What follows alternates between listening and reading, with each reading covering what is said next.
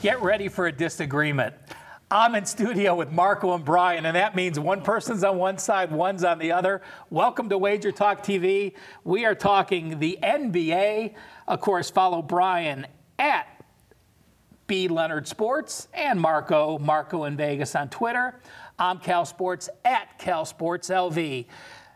Milwaukee has been without the Greek Freak for a couple games. They'll be playing their fourth game in 5 nights when they go out and play at a very tough venue in Utah. Marco, tell us where you make this line and tell us who you favor in the game. Well, this is going to depend what happens in the game before, because they're playing at the Lakers on Friday night, ESPN game. You know that's going to be a big game. But this Milwaukee team, I'm putting them at 1.5, and that's assuming the Freak is back, that he's playing in this one. I make them the small favorite. They could come pick in this game, and because of the odds makers, when teams play back-to-back nights and one team doesn't, which that's going to be the case for Utah, they have a tendency to shade the line, I think, a point and a half. It's about a 1.5 if you're traveling. Yeah. And it hasn't been a negative. Back-to-back games, those teams traveling back-to-back games hasn't been a negative, but yeah, there is actually an adjustment on the spread, not necessarily due to results. Yeah. But right now, the hottest team in the NBA, it's not the Golden State Warriors. It's Milwaukee. This team is 17-2 straight up their last 19 games as we're filming, and 12-6-1 against the spread. You know, so they're still exceeding expectations spread-wise.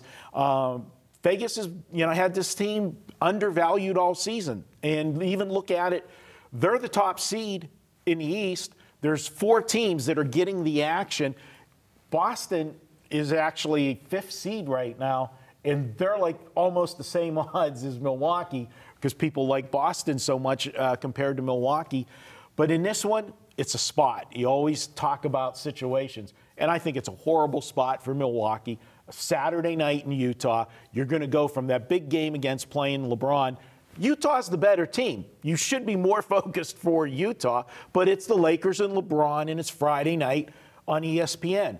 I am hoping they go in there and blow the doors off of the Lakers. That'll set up a nice play for Utah. That's where I'm leaning right now. I don't know what this guy's doing. LeBron can't embarrass his #1 pick in the draft, can he? Actually, he was the opposing coach. Oh, okay.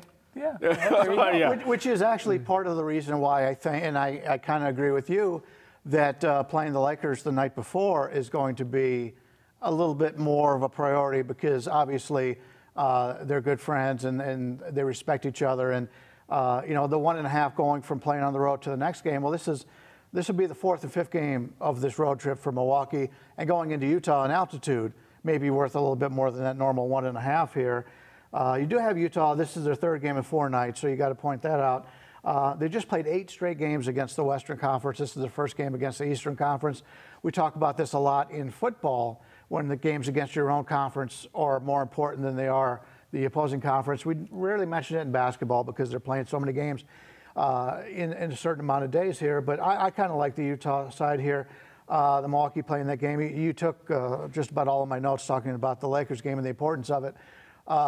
Normally it wouldn't be important, but because of the people involved, I think it's a statement game for Milwaukee against LeBron.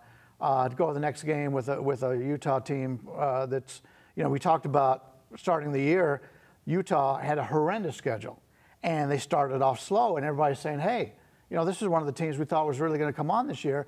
What has happened to the Jazz? Well, you go back and look, it was the schedule. Now that they've got a lot more formidable schedule where they can get out there and play every night and every other night and get a little break once in a while, Utah's playing some of the best ball in the NBA. I actually think Utah's going to be favored here. You said you thought Milwaukee would be a small favorite here. I like Utah, and if I can get Utah as the underdog, this will be on my card. One thing for sure is the way the NBA offenses are going, it's a culture shock when you go to Utah and a team that plays defense and slows the pace. And I know, we thought the Lakers might start playing some defense with LeBron talking about it, but watching some snippets on videos the last few days that, there really wasn't much defense with that. I just want to point something out. It would not be bad for the Lakers to not make the playoffs because look at how many games LeBron has played in his career in the playoffs. how many years in a row could use the he's rest. gone deep. Yeah. He could really use the rest. I mean, the Lakers aren't going to win in the first round anyway. So if I was a Lakers fan, I'd be tanking it at this point. You know, my comeback to that is LeBron's a prideful guy, and after being the finals for 8 straight years and going to a new team that you picked your team and not making the playoffs at all is a point you have to worry about. So we'll see what happens. Final thing to say to you is this game, these two teams could play 10 times. Milwaukee probably wins 7 of the 10 against these two, but because of the situation. That's the thing why you can't use just numbers when you're handicapping. You got to look at the situations. And to me, Lakers the night before, Utah here. This is going to be a big game for Utah because it's, as you said, all those games against the Western teams. This is a measuring stick to this is the best team of the East. Utah wants to see where they stand. I like Utah. I have Utah winning by 4 to 6. The line will dictate where I'm at. So you thought we were going to fight. We're actually on the same side in this. You know, my point to our viewers as we end this video is this.